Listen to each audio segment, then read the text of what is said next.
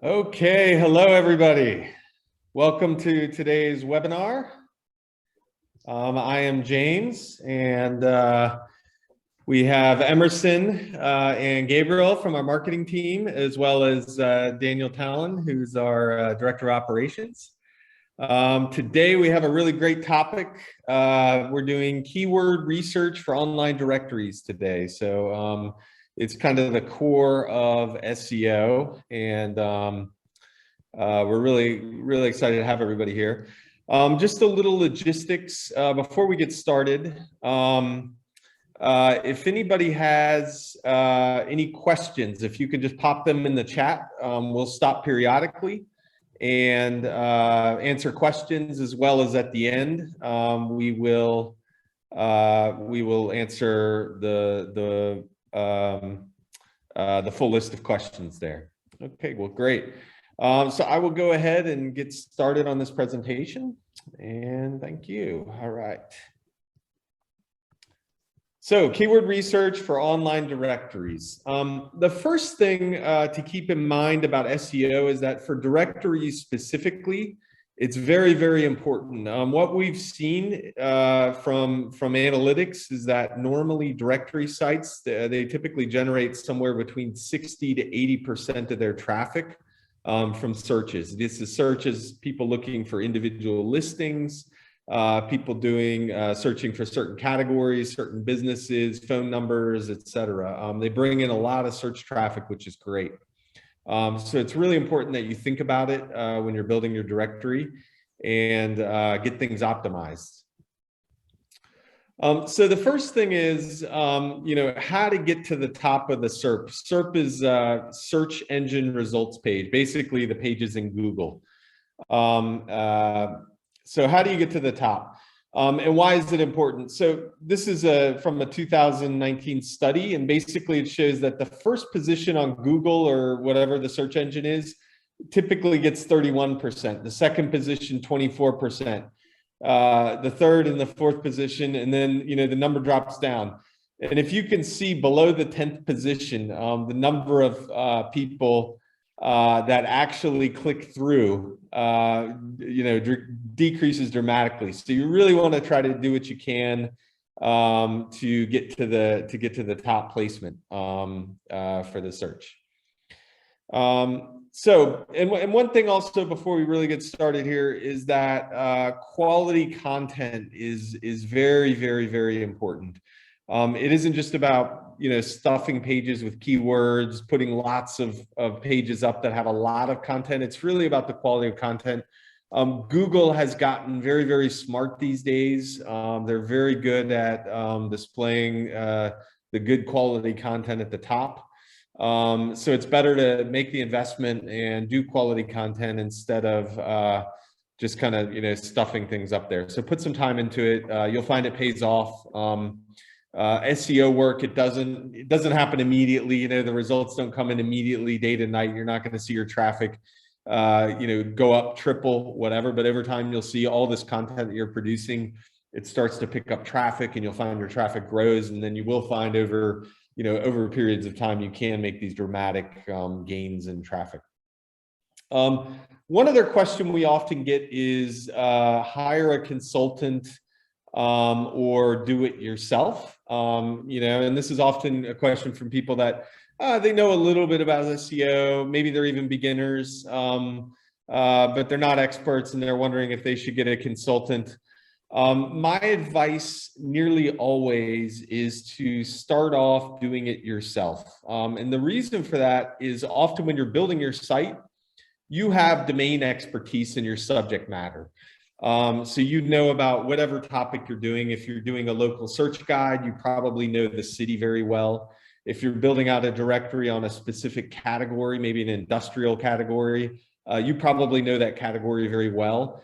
And often that domain knowledge, that knowledge about that area, that category, that sector, is much more important for building out quality content and getting the results than just knowing how SEO works. And for knowing how SEO works, it's not rocket science. I don't think yet anyway, they don't have 4-year college degrees on SEO. You can learn this stuff just doing some guides online and that type of thing. There's a very good guide on moz.com, Beginner Guide to SEO, and it's I don't know how many pages, maybe 30 pages is the number of chapters. It's a good idea to just budget some time and go through this, and then there'll be parts of this that are just totally obvious, and then some parts you may want to drill down and research in other areas, other resources as well. But everything you need to learn about SEO, it is out there on the internet. It's not that hard to find. So spend the time and learn this stuff would be my advice there.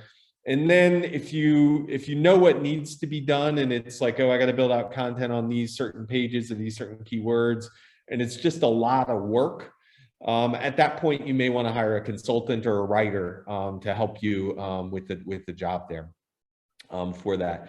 And then once your site is running, and if you have a lot of traffic and you're really trying to tweak it and get that extra 10-15% gain, then at that point you may try to go and get a high-end consultant, but I wouldn't do that getting started. So anyway, how does SEO work? Often people say SEO sort of looks like an iceberg, and what you don't really realize is that there's a ton of mass underwater, all these other things that you need to think about when you're doing SEO. And so what people don't really see is that, there's the SEO stuff, there's backlinking, the actual content. How fast does your website load? Is the crawlability good? Do you have a sitemap? How is the mobile site? How is your security? Do you have an SSL certificate, etc.? Google takes in, I think I read somewhere around 200 some factors today to decide which position to put things up.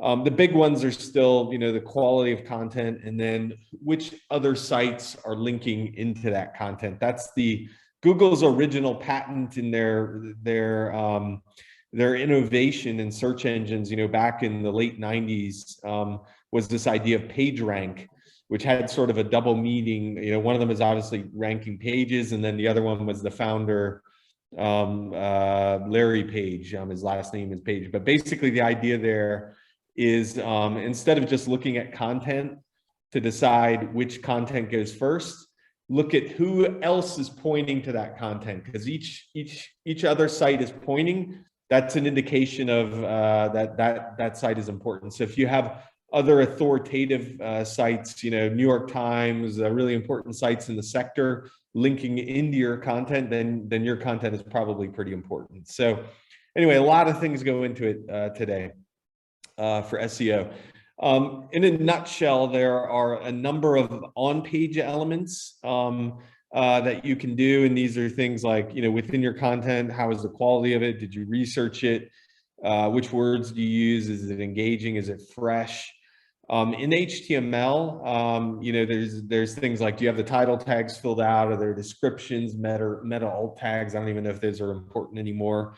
And eDirectory, what we take care of is a lot of this back end for you, so you don't have to worry about it. We've spent a lot of work trying to get things optimized, and we continue to do that with every release and every version. We try to make our servers faster. We try to do all these things to get you the ranking as well. But within the system, there's crawling robots, page load time, URLs, like, are your URLs nice and clean? How are things indexed? Etc. There's some negative stuff that can possibly be done that reduces your ranking. You got to be careful about that. There are tools you can use. I think in Webmaster Tools, Emerson may be able to talk about this later, about how you can turn off malicious links or whatever that are going into your content, destroying your rank. The CSS, is it clean? Strong tags indicate some words are more important than others, those kind of things. Is there tagging? We've done a lot of the tagging within the listings to make the content identifiable and specific to directory, to your topic area. And then there's off-page elements too, which are not on your actual site, but it's done somewhere else. This is the links that come into your content, which keywords and text are around those links, how many are there, the authority of your site, how long has the site domain been around, is there an SSL certificate, the social reputation, likes and shares, that type of thing. Are there blocked visitors, or are you blacklisted in places? And then also, personal stuff, which is like, the country, locality, that type of stuff around the site. Do we have a question come in? Let me see. We had a question come in. I'll stop for a second here and just answer this. I have a hair and beauty directory with eDirectory. I'm wondering, when each person sets up their page and you put the words in the person's business and it states SEO keywords, should I be concerned about what they put in on their individual page? So yeah, my advice always with content that's entered by the user is you want to run your content like you're a third world dictator and control everything you possibly can. And the reason for that is often some people don't know what they're doing and they may just put some junk in there. Some people may do a great job, which is always great. And some people actually may be trying to game the system. And the way that they would do that is, imagine, say you have a local guide, and wouldn't any restaurant love to be in the hotels category? Because then the restaurant is shown right next to the hotels, and then people looking for a hotel are going to see that restaurant name, and then they're going to go to that hotel. So there may be somebody in there that does that. I don't think you'll find that happen often, but I would say take a look at all the content and review it if you possibly can. And eDirectory has moderation options and things like that, where you can see what people are doing, and you can edit it yourself if needed. But always take care of the content and do the best job you can, not just with the text content, but also with the photos. Okay, next. So keyword research, we're going to talk a little bit about this specifically now. So the first thing around keyword research is really understanding what your audience wants to find. What are they looking for with each search that they're going to do? What are they looking for? What are people that are coming to see your directory looking for? This isn't the search within eDirectory. This is a search like somebody on Google is looking for something, and they're searching for that, and you want them to come to your website. So understand all of those searches that people are doing. What are the keywords that they're going to be searching for? And then within that, discover specifically which keywords they want to target, and then their popularity. How popular, how difficult are these keywords to rank for? And like car insurance, like getting to page 1, first rank in car insurance, like that's pretty difficult. That's a super popular keyword. That's potentially worth a good bit from Google. So understand all these keywords and these searches and their popularity and the ranking difficulty. It's a good idea to do that, and you can map them out. Google has a bunch of tools we're going to show you here in a minute. But make a list of these, of all these keywords that are important, relevant topics based on what you know about your segment. So if say you're doing a directory on weddings, there's people searching for different buckets of things, maybe event venues, wedding dresses, photographers, et cetera, for that. So take a list, make a big list of all these items, and then what you kind of want to do is put them into buckets of 5 to 10 different topic buckets at that point. And then fill in the topic buckets with relevant, all of the relevant keywords. So I'm going to go quickly and do an example of just say somebody's searching for some Thai food. So you can look at all the things they're searching for Thai food, like, okay, Thai food general. And then they have a bunch of different things like, okay, I'm looking for tom yum soup. And then I'm looking for tom yum soup recipe.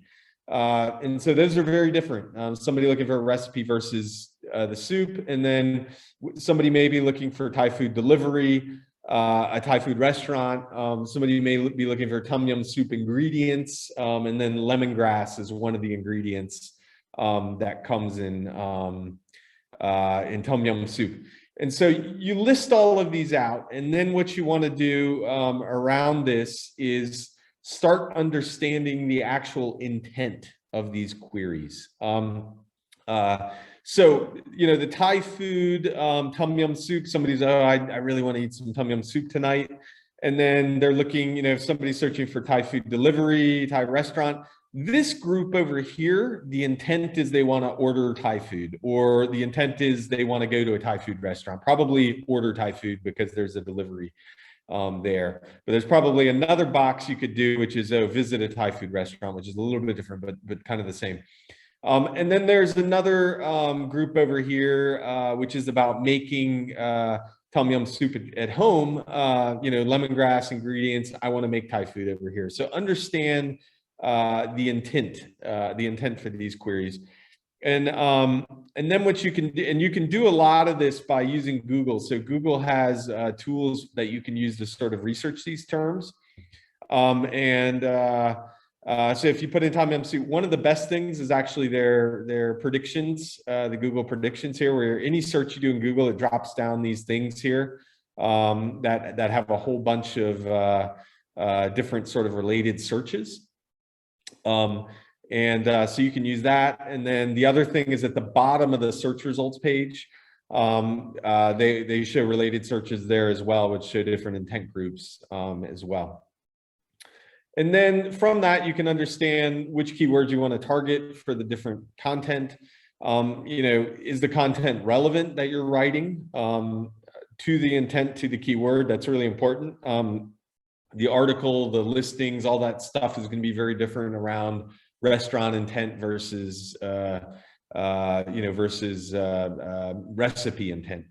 The second thing is, are you authoritative? Which means, do you have significant content around that? Is the content really good quality? Is there depth to it? And are people linking to it? Does the content have age? There's a whole bunch of factors that can make you authoritative on a certain subject matter. And then how much volume for each one of these targets is there? And so you may find that certain keywords don't have any volume at all, and they're not worth so much of your time. But often you'll find a lot of these less competitive keywords, you're able to sort of group them together and build some real quality traffic based on them. So it's a good idea to use a mix of head and tail keywords. And this is from this whole idea of the long tail, which is basically that there's a whole bunch of searches at the head. Tons of people are searching for like car insurance.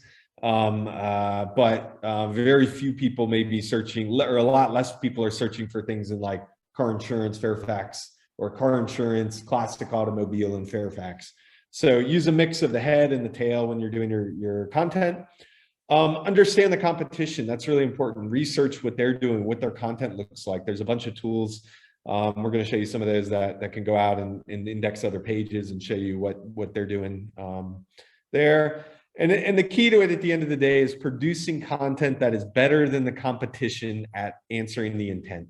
This is the whole key to what you're trying to do at the end of the day when you're doing the keyword research. Is you're researching to go at the end of the day and then put together really great content, which is a combination of listings as well as some articles. So somebody's looking for tom yum soup in Fairfax, Virginia.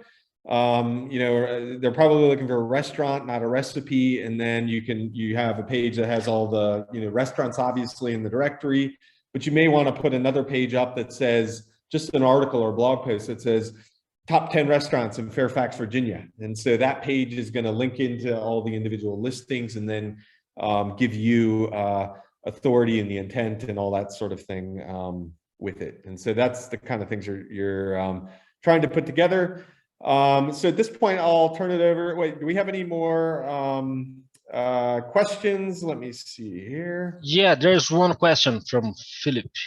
Okay, great. Let me just check that question. I plan to build a directory with more than 10K subcategories. I cannot reduce the amount of subcategories because it's required in the industry. Is there a problem with the amount of subcategories concerning the site speed, etc.? What other tips do you have for me to avoid the problems? No, I think that ought to work. The large number of subcategories. Maybe Emerson has another comment here. I don't think it's a technical thing so much as an interface design thing. And the question there is, are people going to be browsing, and what's going to happen on the left bar with the filters and all of that? And so it may be a good idea if you have 10K subcategories.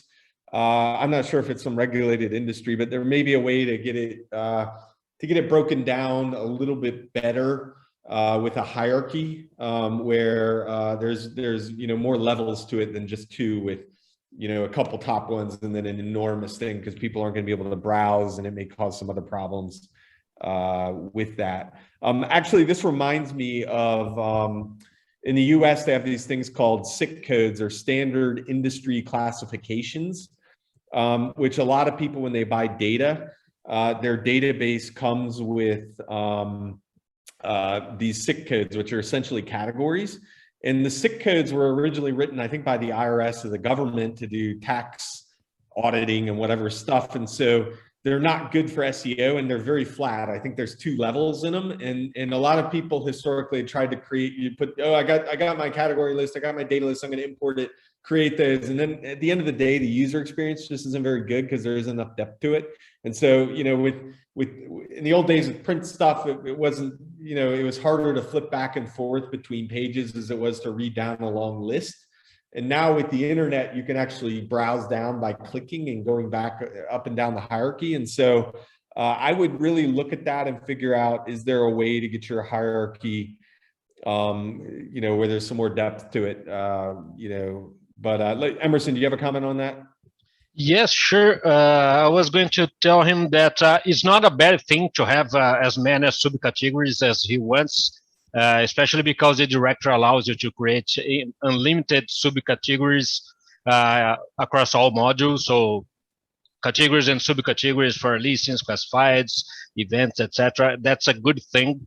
And following the example you gave us about the soup, it's different to have a soup recipe from a soup ingredients, or a soup place, a soup restaurant. So having these subcategories very, very specified is a good thing for Google, because it will help to rank and to provide better content to the user searching on the search engines.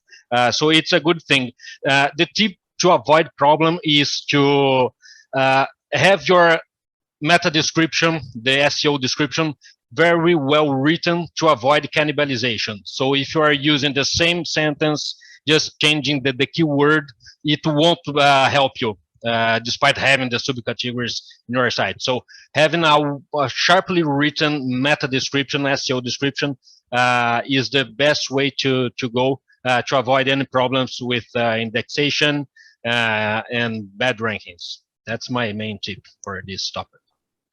If you allow me, I just want to add something here. I don't know if that's the case for Philip, but in general speaking, the optimal category 3 is the one that's in a pyramid format. So you have just a few parent categories, and then you have the subcategories.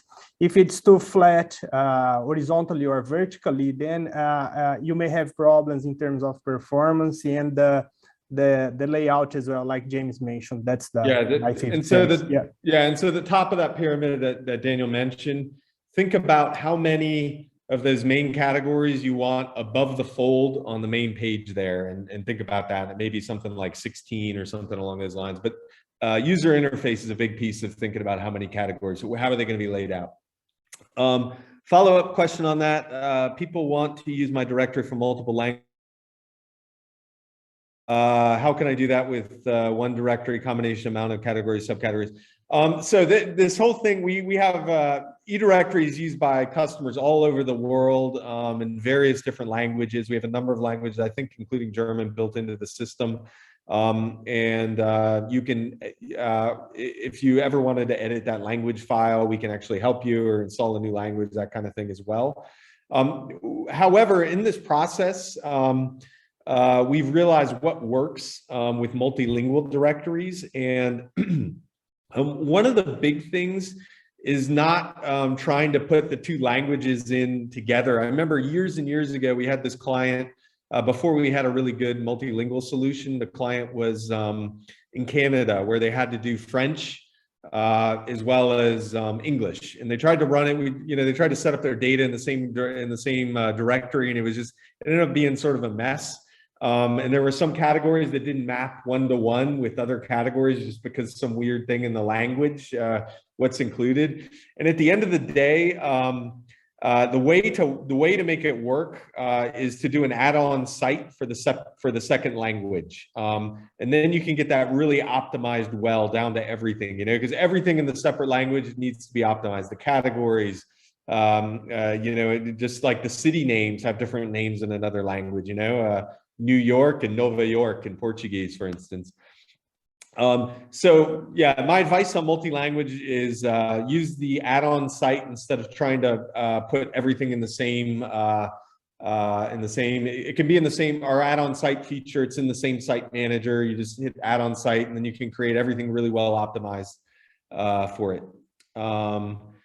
You could put two languages in one directory, but it's I don't know that it's advisable for that, just because you don't want the people seeing English to see the German too and all of that. The system, we originally actually we had this way where you could just like switch it, and then the interface would immediately switch from one language to the other, but it caused there's just a lot of problems with the URLs and everything else that need to be optimized. And so the solution with eDirectory to do multiple languages is use the add-on site feature and create like the German version and then the English version for it. And if you need more discussion on this multi-language, reach out to an account executive. Maybe we can note Philip here and have somebody reach out and just sort of explain how it works and what the recommendation is for the success. And then one more tip I'll give you. I've seen a lot of people trying to just launch directories in multiple languages at the same time, and often they get their resources spread too thin, where they, because there's a lot of work to do to build content and sales and marketing, everything, and so essentially, you got to do that in two languages with facing two different groups. And so my recommendation is focus on your best market first. Nail that one, and then move on to the second market after that.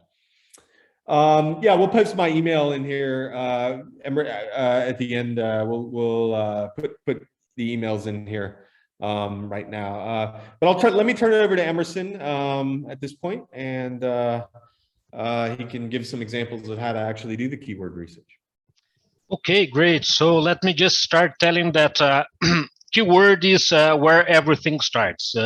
Keyword may be one word or three words, the long tail keyword, for example. So it's a combination of words, and it may be the search query or part of the search query. And we know that at least on the last 10 years, Google does not care about the keyword for ranking purposes. So what's important on ranking, on creating contents and filling the spaces in your directory website is the meta description. It still has a very, very heavy weights on ranking. So it always starts with the keyword. So it's important to have that. So it's important to know what brings you traffic and what is the direction to rank your pages, etc., your contents. But having the meta description, the SEO description, very well written is what's going to make the difference. So there are a lot of places to check your current keywords, your current rankings, to spy the competition, to look for a keyword volume, because if there is one search query that has 10 searches per month in your territory, and another one with 1,000, probably you want to get some of these 1,000 traffic to your project. So that's how you are going to take the decision to target one or another keyword. So let me share my screen and show you a little bit about the tools we use here at eDirectory to see the keywords and to develop our own strategy. This is a tool called SEMrush. We are not affiliates from them, but it's part of our own usage for the marketing department. Here you have this tool called Domain Overview. That's very important for you to see the competition, see how they are performing, and have more insights about keywords, volume, traffic, intent, as James mentioned, along with another metrics. So let me just give you a brief overview, because it's not our platform. It's just to show you the way to go. So you can see the organic and the paid traffic, and it all starts with the keyword. So you have comparison features, the trending of the keywords. You have the top organic keywords that I'm going to show a little bit of the details. For this example, I'm using the Amazon.com website to see the volume, to see the data. But here you can type in your own URL, the competition URL, whatever. That's how it starts. So you have the keywords by intent, which one is informational, navigational, commercial. For example, there's a difference on post-classified ads or post-and automotive classifieds. For example, if you are trying to attract advertisers from automotive ads, that's someone looking for automotive classified. So that's the difference about the navigational and the commercial intent of these keywords. So it's important to have this in mind when you are creating your list, because you have two main targets: the end users and the advertisers. So you can use the keyword research to attract both to your pages. Then you can see the competitors, the branded keywords, competitive map. Besides this SEMrush, there are another known tools called Ubersuggestion, Ahref.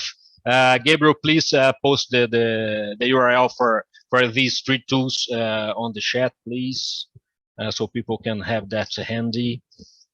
Okay, here let's see the keywords. You entered your URL or the competition, and then you see the keywords, the volume, the traffic, and here you have the columns, the position, how difficult is to no, this is the difference position, not difficult. Difficulty here is how difficult is to rank for this particular keyword. Amazon, it's 100.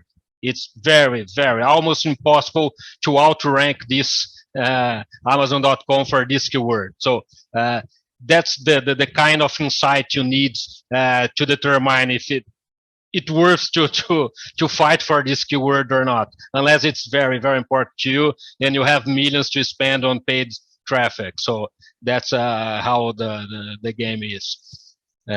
So on tools like this, you have this kind of insights. You did your research based on Google Auto Suggests. Another people are also looking for this kind of tips that Google provides for free. So you build your list of keywords, and then you can go one by one here and see what's relevant to you and what worth the work to fight for them. Another tool that you have is the AdSense Google Ads Keyword Planner. So if you are inside Google AdWords, you don't need to pay for it to access this service. Just create your account on Google Ads. Then you go Tools and Settings, Keyword Planner. The Keyword Planner works on two occasions. They have two main use cases. One is to forecast search volume and the price for a given set of keywords. Let me just wait to load here.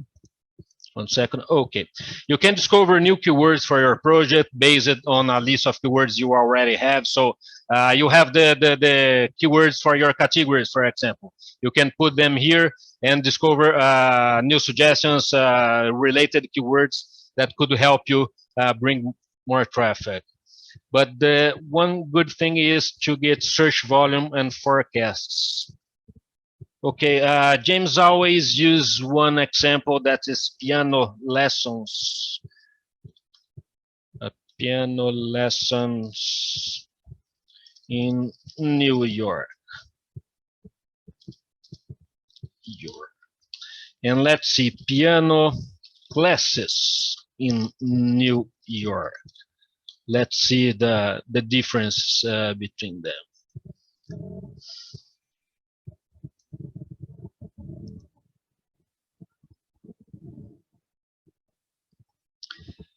You have additional settings here, just like the location, if it's for all languages, and a given period, the time range here.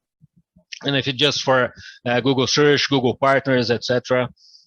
And so, and as Emerson mentioned, this is Google AdWords tool. You don't have to buy any ads. You can just create an account there. You don't have to spend any money with them, but you can use their keyword research tool just to help you write your own content. Yeah, that's it. So now you can see here the results from piano classes and piano lessons. You can see the difference on the average monthly searches. So if you're trying to optimize, you can have both, of course, but you can expect to have more traffic or more possibility to show up as a result on the search results page using piano lessons, not piano class. So Google AdWords keyword planner will help you to understand the volume for a given set of keywords. I'm sorry, here. And then you have, of course, the average price for the click of this keyword. It will help you also to determine how much you're going to charge for this category, etc. We have a webinar about this pricing strategies for online directories that we explain this in details. You can check our blog for that article as well. And lastly, you have the Google Search Performance Report. Google Search Console uses to be the Google Webmaster Tools. It gives you a performance report, so you can see how your website, your current website, is ranking about search queries, the pages you rank, countries, device, etc. for the web or for time range as well. Let me just show you a little bit of data here. So here we have clicks and impressions. You can do a comparison, so you can see how you are performing for overall on an overall performance, as well as seeing the click-through rates, if you're attracting good traffic or no, and what is bringing new traffic. It's a good tool. And Emerson, you're also able to put in a URL at the top there for any of a competitor, right? And inspect their traffic as well. How does that work? No, for that you need to use tools like SEMrush, Href. Google Search Console will give you data for your website exclusively, so only your data. And also, Gabriel, we will be able to show as well the search reports from eDirectory website that shows the internal searches, so you know what people are searching inside your website. So it's also a fourth source of keyword research for your directory. Let me see if I covered everything. Okay, and inside the directory, Gabriel will show you the most important pages to optimize are the categories, subcategories, and the location. So use, of course, the keyword and the meta description to optimize your pages. And remember to, when writing meta description, to add a clear CTA, a call to action at the end. So asking for the click. It's very important. It's a tip we do for we give for SEO to add the CTA at the end. So ask for the click, and not just tell people what your page is about. Ask for the click. It's important to increase the click-through rates as well. I guess that's it from mine. Oh, and one other thing James mentioned about the black hats. tactics. Google Search Console has a tool called Disavow tool. You have to Google for that because it's not available on their menu anymore, but the tool still exists. From there, you are going to be able to tell Google which backlinks, toxic and negative backlinks, you don't want associated to your URL, to your domain. So it's a good tool to avoid these black hat techniques that can hurt your reputation. That's pretty much it from my end. It looks like we have more questions here. Or no? Okay, so no more questions. I'm turning over to Gabriel. He's going to show you the backend of eDirectory website and show you where to optimize the keywords. All right, so good day, everybody. I will just share my screen real quickly here. I hope you can see my dashboard from eDirectory.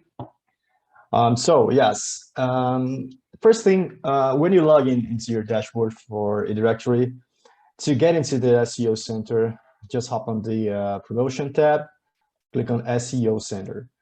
As Emerson mentioned, we will cover a few optimizations that you can do with SEO inside the directory. So we're going to cover the homepage optimization, categories, location, and we're going to take a look at the listings as well. So first thing, let's go to the homepage optimization. Just click on the button. Here you're going to see all of your pages on the page editor. The first one is our homepage. I'll just click edit. And the important thing about this for the SEO is you're going to click on the show SEO and advanced options. Just this little tab, the hidden tab over here. And as you mentioned, here is where you're going to tell all the search engines what are your best keywords, what are the topics that your directory covers. Let's say you have a niche directory for automobile cars, or I don't know, maybe just food, restaurants and stuff like that. Here is where you're going to tell the search report, the search engine, where what does your directory contains in terms of keywords. So you're going to fill up these fields, the meta keywords and the meta description. The meta description, as Emerson mentioned, I will just take an example here. You might not know by name, but you know what is a meta keyword. When you search something on Google, let's say an Australian Shepherd dog, usually the best placed links, they will always contain an extra description, and this is the meta description. It's not actually specifically for ranking, but it can drastically increase your click rate because people can read through before going into your website. And if the meta description is informative, if it contains the keyword, you see that someone looking for Australian Shepherd, and here's the Australian Shepherd keyword, you give much more information to your audience. So it's most likely that they're going to click through thanks to the meta description. So that's why this is important. So fill up the meta description with your keywords. Try to keep it as long as like 100 to 160 characters here. So you can use like almost 1.5 lines of length here. So your entire message is going to show on Google. If you extend too much, you're going to lose some text. Google will not show it. Okay. So for the main pages, this is all the SEO setup that you can do here. I'm going back now to show the categories. And another one. Okay. Oh, sorry. Let's go again. So we're going to promote SEO Center, category optimization. So yes, we've been talking a lot about categories in this webinar. So what you can do to enhance the SEO for your categories, let's say I want to work with these auto dealers in Toronto. Let's say my directory is targeted to auto sales just for the city of Toronto, Canada. So what we can do is I'm going to click edit, advanced options. First things first, so we have the title. So I have auto dealers Toronto. I want this to be my main keyword. So in the field of keywords, I will list all the keywords that I think that are relevant. to my categories, specific categories, auto dealers in Toronto, automobile dealers, rent a car, auto listings, and so on. Also, once you fill this, you are telling the search engine, hey, I want this page of this category to show up to people once they type in these specific keywords. And you can give more information to the search engine with the advanced SEO options. Try to use the page title, to use the keywords on the page title on the slug URL. Usually the slug URL is the same as the page title, but it's all tied together by hyphens. Use the meta keywords. Gabriel, just to explain, some people don't know what the slug URL means. And basically, when you see the URL of this page on the front of the website, it's basically the domain name, and then the slug URL, and then .html afterwards. So it's kind of it's part of the URL that's basically being built with that slug. That's what that means. Yes, and that's important. Usually this is automatic. Once you fill out the page title, the slug URL will be filled out automatically. So try to use all the matching keywords here, the most important ones for your title, URL, meta keywords, and meta description too. So once you link all this information together, you make your page much more interesting to be indexed and to rank for the search engines, let's say Google. And once you've done that for the categories, you just click save. And that content, one other thing I want to mention is that content area at the bottom of that form is actually really important. That content is shown on various places in the site where you're browsing through a category. That can make a big difference. It talks a little bit about that category specifically. So it's a good idea to fill some information in there. Use this space. You can, I would say, let's use like 300 characters here. You can try to use the keywords as well. So you give more text to the search engine to work with. Try to make it interesting for people, not only for Google. Try to make the text informational and targeted to people that are looking for these services. And now we're going to the listing level.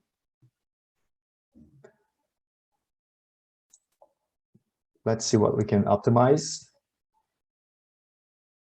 So inside the listing, let me get one here, this one. Inside the listing, you can edit, and we're going to have similar fields to the categories. You're going to have your listing title. You're going to have your summary description. So once again, try to use your main keywords. Let's say I want this to be my main keyword because it's the name of the business. So I will try to use here on the title, on the summary, and the description. Also in the description, as James mentioned, try to sell the service in a very clear way so people can understand it. So make it comfortable for people to read it, not very long, not complicated. For the keywords as well. Gabriel, we had a question from Tarsha who wanted to know if you could show what one of these listings looks like on the front. Sure. So they can see where that content pulls up. I don't know if you can open a new tab and do that. I can. And then while you're pulling that up, Rich asked, does optimizing each page with 1,000 listings help the overall site rank? Yeah, absolutely. It's a great idea to optimize everything you possibly can. Often people talk about it as optimizing it, but a lot of it is just building out content really for it. So you're filling in some of these fields, but the more content, the quality content you have, descriptions about listings, descriptions about categories, locations, that type of thing is really helpful. So yeah, absolutely, it helps. Yes, so to fill up in the ask yourself, would I want to read this listing or this category? Is this informative for me? If it is, try to make it interesting for people, not just to try to rank or index it. Otherwise, if you have like bad content in it, Google won't recognize it as relevant and will try to show your page down, or it doesn't even rank in Google. So yeah, this is the front for the, for this listing that we are working on, just for example.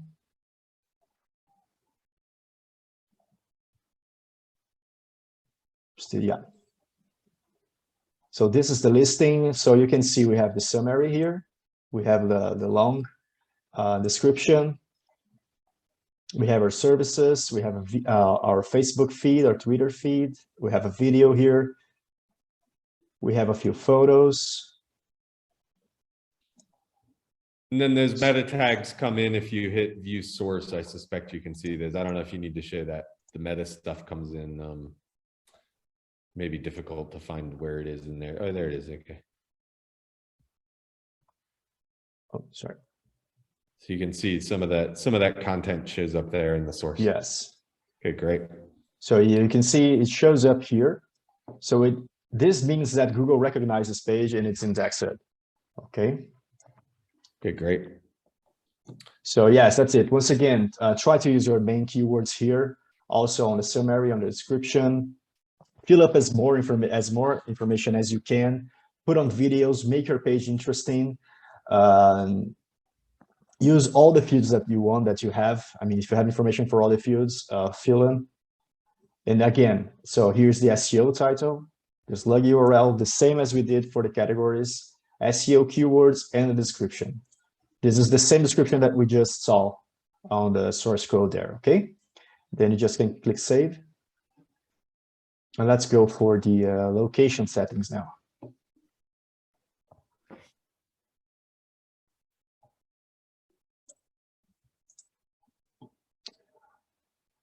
So once again, we're going to promote SEO Center locations. For the location settings, let's start with the hours. So you can choose your working time for your website. Some people actually neglect this, or they don't realize that this is here, but it is quite important, especially for the time zone, because let's say you live in the US and you're working with different time zones and you have a national directory or something, or classifieds website.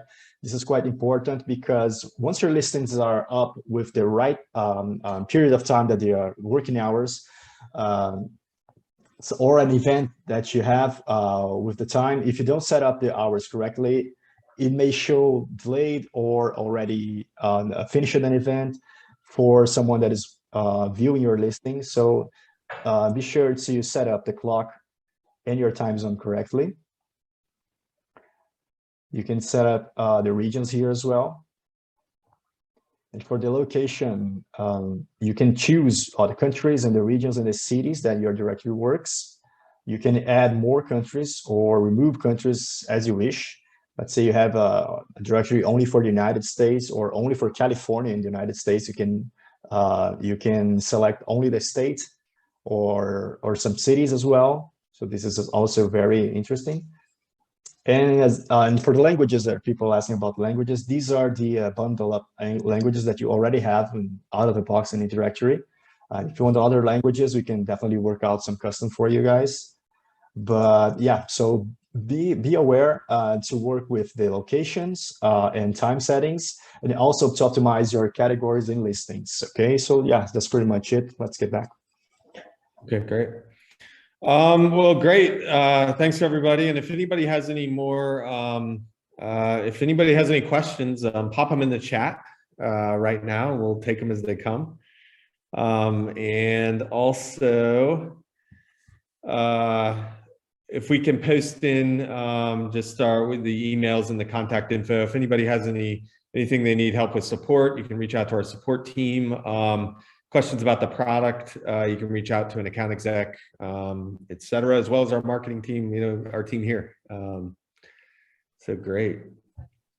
Any questions? Okay, I guess I don't see any questions coming in. So I just want to add one thing that Gabriel showed the process to optimize the listings and the listings category, but the process is exactly the same across all modules for classifieds, events, etc., both categories and the item, and also for the locations as well. It's simple fields for the page title, the URL, the keywords, and meta description. That's the same process.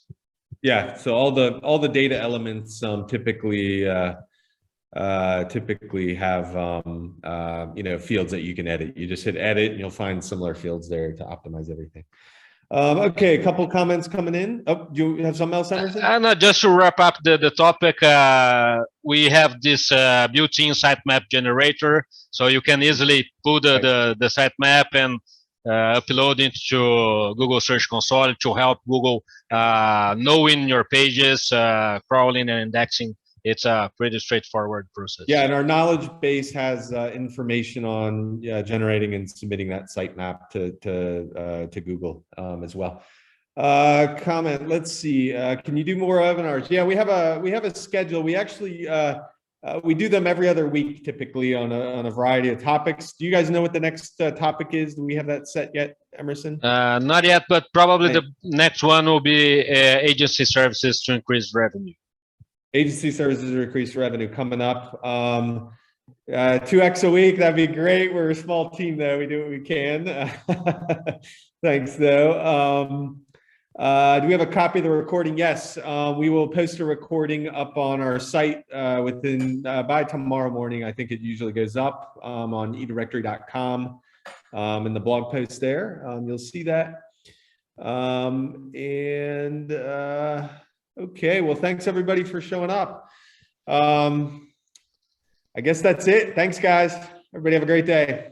You too. Thanks a lot. Goodbye. Bye-bye.